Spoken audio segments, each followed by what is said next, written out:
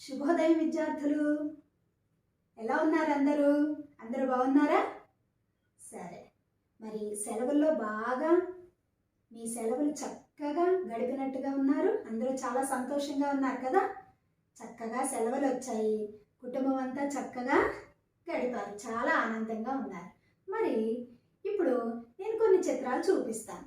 మరి ఆ చిత్రాల్లో ఏమున్నాయి, వాటి పేర్లను గుర్తుపట్టాలి. మీరు ఆ పదాలని చెప్పాలి. ఎవరిని అడిగితే వాళ్ళు చెప్పాలి. రెడీయా? సరే, మరి చూడండి. మరి మొదటిగా ఈ చిత్రాన్ని చూడండి. ఆ చిత్రంలో మీకు ఏం కనిపిస్తుంది? నక్క. నక్క. సరే, మరి ఇంకొక చిత్రాన్ని చూడండి.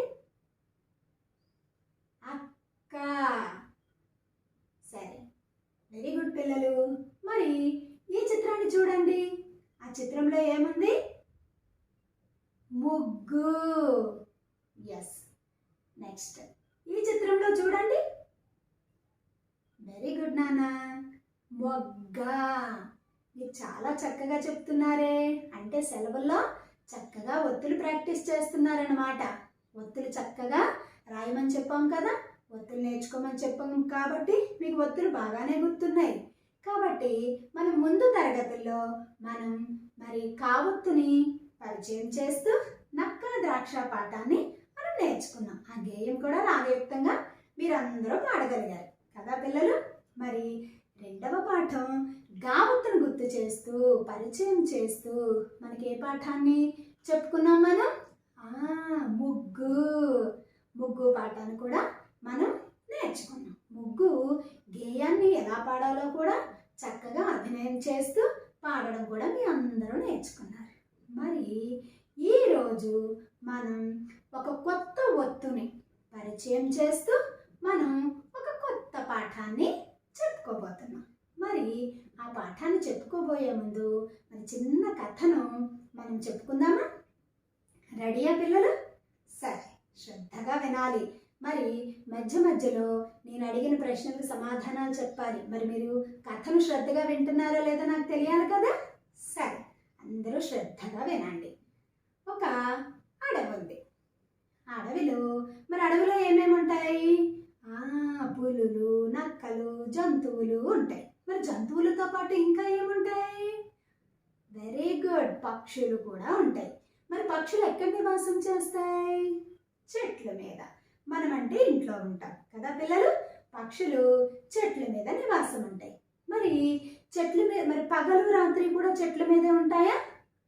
అవును, చెట్ల మీదే ఉంటాయి. కానీ వాటి కోసం గూళ్ళు నిర్మాణం చేసుకుంటాయి కదా. మీరందరూ చూసారా? గూడు ఎంత చక్కగా పెట్టుకుంటాయో కదా పక్షులు గూళ్ళను. చాలామంది ఇళ్లల్లో, బాల్కనీస్లో, పెరట్లో, చిన్న చిన్న మీ మొక్కల మీద కూడా మీరు పక్షి గూడు పెట్టడం చూసే ఉంటారు కదా. వెరీ గుడ్ నాన్న. చూడండి, చాలామంది మొక్కల మీద, పెరట్లో ఉన్న చెట్ల మీద, మొక్కల మీద గూళ్ళు పెట్టుకుంటూ ఉంటారు. మరి అన్ని రకాల గూళ్ళు ఒకేలా ఉంటాయా? ఉండవు కదా. ఒక్కొక్క గూడు ఇలా రౌండ్గా ఉంటుంది, ఒక్కొక్క గూడు ఇలా పొడవుగా ఉంటుంది. చూడండి, ఇక్కడ చిత్రాల్లో చూపించినట్టుగా గూళ్ళు రకరకాలుగా ఉంటాయి. మరి అన్ని రకాల గూళ్ళు కూడా మరి పక్షులు నివాసం చేయడానికే పెట్టుకుంటాయి. మరి ఆ అడవిలో అన్ని జంతువులతో పాటు పక్షులు కూడా నివాసం ఉంటాయని చెప్పుకున్నాం కదా. అందులో ఒక కాకి, ఒక పిచ్చుక, రెండు కూడా స్నేహితులు. చక్కగా మీకు కూడా స్నేహితులు ఉంటారు కదా. అందరికీ స్నేహితులు ఉంటారు. స్నేహానికి వయసుతో సంబంధం లేదు కదా పిల్లలు. మరి ఈ పిచ్చుక, కాకి ఎంతో స్నేహంగా ఉంటూ మరి కష్టంలో సుఖంలో తోడుగా ఉంటూ ఎంతో చలాకీగా సంతోషంగా ఉంటూ ఉండేవి. అలా ఉంటూ ఉన్న దినాలలో మరి పెద్ద తుఫాను, పెద్ద వర్షం వచ్చింది. ఆ వర్షాలకి పిచ్చుకు పెట్టుకున్నటువంటి గూడు చెదిరిపోయింది. గాలి తుఫాను వచ్చేసరికి పిచ్చుకు పెట్టుకున్న గూడు చెదిరిపోయింది. మరి ఆ పిచ్చుకకి పిల్లలు ఉన్నాయి. మరి ఆ పిల్లలని ఎక్కడ పెట్టాలో అర్థం కాక, కాకి బావా మరి నా గూడు చెదిరిపోయింది, నీ గూడు ఉంది కదా, నీ ఇంట్లో నాకు కొంచెం స్థానం ఇవ్వవా, నా పిచ్చుకు పిల్లల్ని గూట్లో పెట్టుకుంటాను అని అడిగింది. కాకి బావ ఏం చెప్పింది? కాదు కాదు కాదు మిత్రమా, నాకే స్థలం సరిపోదు, నీకు నీ పిల్లలకు నివాసం ఇవ్వడానికి నీ సిద్ధంగా లేను, నన్ను క్షమించు, ఏమీ అనుకోవద్దు అని చెప్పింది. వెంటనే పిచ్చుక చేసేది లేక సరే సరే కాకి బావా, మరి నేను వెళ్ళొస్తానని చెప్పి వెళ్ళిపోయింది. తర్వాత పిచ్చుక కష్టాలు పిచ్చుకు పడింది. మళ్ళీ ఎలాగో తన గూడిని నిర్మాణం చేసుకుంది. మళ్ళీ చక్కని గూడిని చక్కగా పిచ్చుక కట్టుకుంది. పిచ్చుక ఎంత చక్కగా గూడు నిర్మించుకుంటుందో మీకు తెలుసా పిల్లలు? పిచ్చుక ఆగస్టు మాసంలో గూడు కట్టడం ప్రారంభిస్తే ఫిబ్రవరి వరకు ఎన్ని నెలలో లెక్క పెట్టండి పిల్లలు? 7 నెలలు చక్కని చిక్కగా, ఎవ్వరు గాలి వర్షం ఏదొచ్చినా సరే దానికి ఎలాంటి అపాయం రాకుండా ఉండాలని తలంచి ఎంతో జ్ఞానంతో పిచ్చుక చక్కని గూడిని నిర్మాణం చేసుకుంటుంది. పొడగాటి ఎండుగడ్డిని తెచ్చుకొని చక్కగా నిర్మాణం చేసుకుంటుంది. మరి అలా చక్కగా నిర్మాణం చేసుకుందంట. పిచ్చుక గూడు మగపక్షి నిర్మాణం చేస్తుంది గూడిని. ఇది కూడా విద్యార్థులు గుర్తుపెట్టుకోవాలి. మగ పిచ్చుక ఎంతో కష్టపడి గూడుని నిర్మాణం చేస్తే ఆడపిచ్చుక చక్కగా గుడ్లను అందులో పొదుగుతుంది, గుడ్లను పెట్టి పొదుగుతుంది. మరి పిచ్చుక చక్కగా గూడుని నిర్మాణం చేసుకుంది. వినడానికి ఇంట్రెస్ట్గా ఉందా పిల్లలు? ఓకే, చక్కగా వినాలి, అడిగిన దానికి సమాధానాలు చెప్పాలి.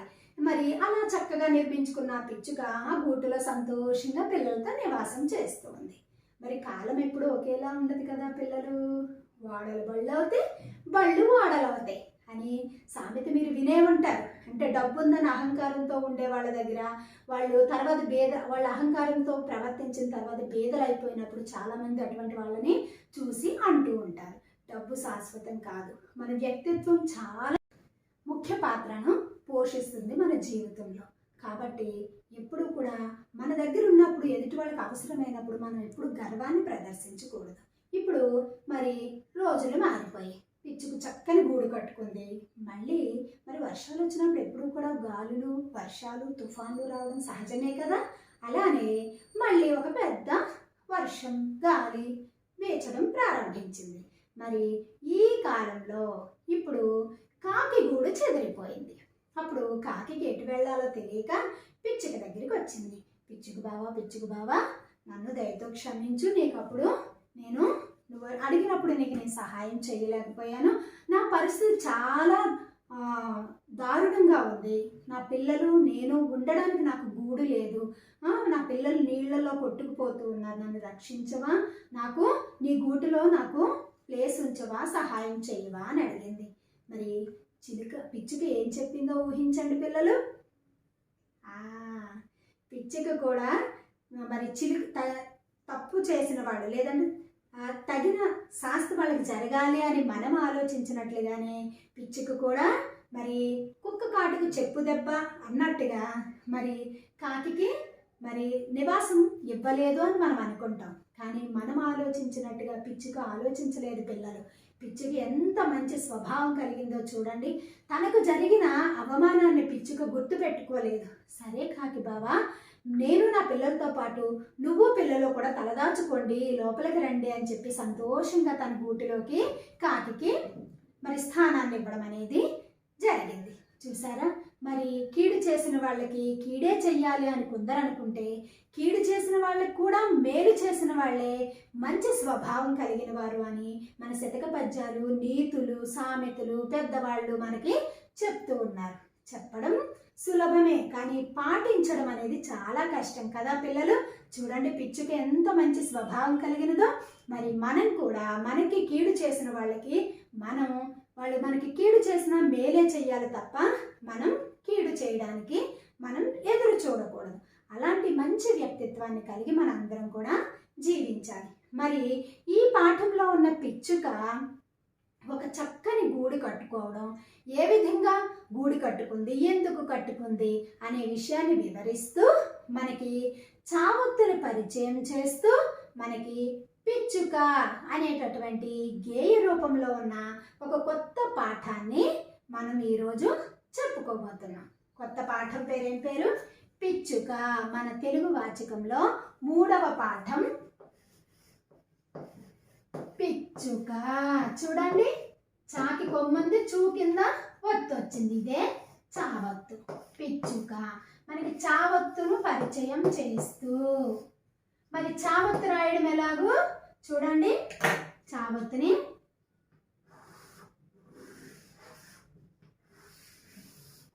చూసారా, ఇలా రాయాలి, ఇలా వెళ్ళాలి, మళ్ళీ ఇలా వెళ్ళాలి, మళ్ళీ ఇలా రావాలి. ఇదే చావత్తు. మరి చాకి చావత్తుకి తేడా ఏంటో గమనించారా? తలకట్టు మాత్రం తీసేసి కొంచెం పైకిస్తే చావత్తు. ఇప్పుడు మనం ఈ చావత్తుకు సంబంధించినటువంటి పిచ్చుక పాఠం యొక్క గేయాన్ని ఇప్పుడు మనం పాడుకోబోతున్నాం. అందరూ సిద్ధంగా ఉన్నారా? మరి ఇంకెందుకు ఆలస్యం, మీ తెలుగు వాచకాన్ని తెరవండి. పేజ్ నెంబర్ 27 ఓపెన్ చేసి పెన్సిల్ చేతితో తీసుకోండి. చెప్పిన పదాల కింద గీతలు గీయండి. సరేనా పిల్లలు? రెడీయా? తెరవండి.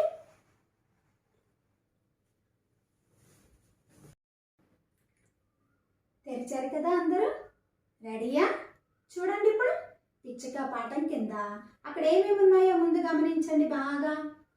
చూడండి. ఇప్పుడు గేయాన్ని నేను పాడేటప్పుడు మీరు కూడా పాడాలి. మీరందరూ నాకన్నా ఇంకా చక్కగా పాడగలరు కదా?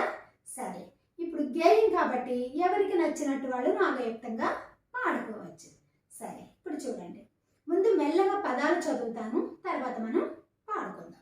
ముచ్చట మీరగా పిచ్చుక ఒకటి, ఎండిన పుల్లలను ఏరి తెచ్చెను, నచ్చిన చోటున మెచ్చిన రీతిన పిచ్చుక చక్కని గూడును కట్టెను, వెచ్చని గూటిన ముచ్చట పడుతూ పిచ్చుక హాయిగా కాలం గడిపాను. ఇక్కడ చూడండి, చూ చూ చూ పిచ్చుక, ముచ్చట, తెచ్చెను, నచ్చిన, మెచ్చిన, పిచ్చుక, వెచ్చని, ముచ్చట, పిచ్చుక. ఎలా చక్కని పదాలు ఎలా వచ్చాయో చూడండి.